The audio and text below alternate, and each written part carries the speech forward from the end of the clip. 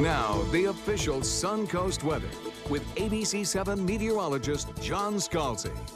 Another fantastic lightning shot from Bradenton Beach last night. There'll probably be some good shots again tonight. This is by Matt Smith, again, our director of mosquito management. Great shots he sends in. He's kind of a lightning fan, and boy, does he get some good shots of lightning. Isn't that pretty?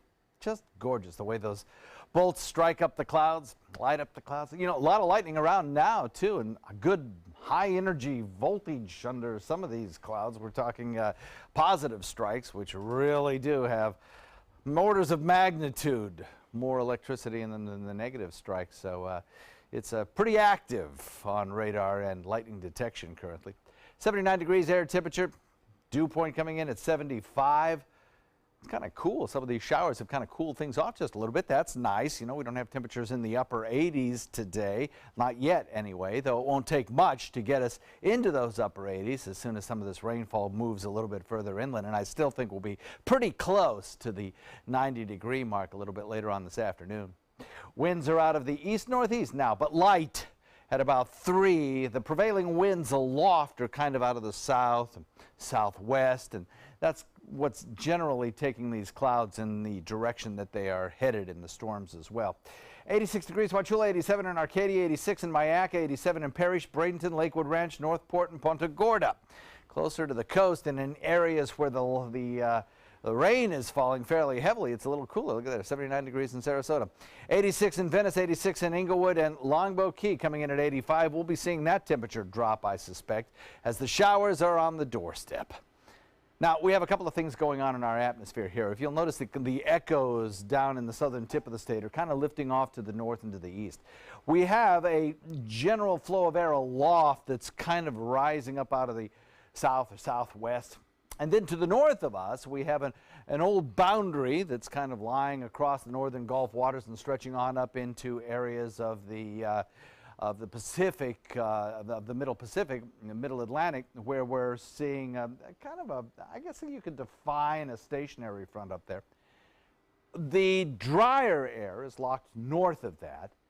The moist, humid air is to the south of that, and we are definitely in that moist, humid flow. It's not going anywhere. It is here all week long. Showers now beginning to form under the influence of a little daytime heating and that southwesterly wind flow aloft. We'll see the sea breeze starting to build, and we're starting to see those showers begin their trek inland. Lots of lightning pops under some of these cells, so it's one of those conditions where you really do need to remember your lightning safety tips. Even if you are inside, watching us from inside your home, remember, no corded phones, out of the shower. Don't have your hands in the dishwater soap until all these lightning cells go away and you don't hear any thunder for about half an hour. Then, you know, you're safe to resume your normal activities. But a lot of people get hurt inside their house thinking that they're perfectly protected when they forget about those classic rules of lightning safety, corded phones and such.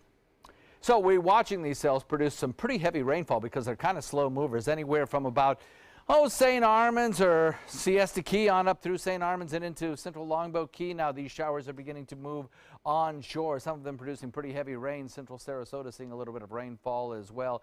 And then it moves up further to the north all along University and back into Upper Lakewood Ranch and then into Manatee County, seeing some fairly heavy rainfall too around Fox Lee. All of that gradually lifting off to the north and to the east. Across the nation right now, if you're traveling today, you shouldn't have much of a problem. The Atlanta airport, the North Carolina, Raleigh-Durham airports all look fine. Charlotte airport. You do have a potential problem here. Minneapolis-St. Paul could see some severe weather, as that is a bullseye zone for some stronger storms. Otherwise, just your standard thunderstorm activity across parts of Florida. So, for the remainder of the day, we have these double-barrel high-pressure ridges with this kind of boundary sandwiched in between the two. The high-pressure ridge brings us light winds and allows for the sea breeze to develop early on.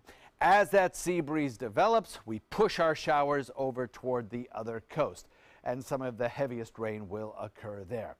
We also have some action out in the tropics, and in the next half hour we'll discuss another named system, the fourth named system of the year. Usually that doesn't happen until August, but won't last long. The forecast calls for a 50% chance of showers for us here on the Suncoast each and every day for the next several days, with daytime highs near 90. And the same sort of pattern early on near the coast and then inland later in the day.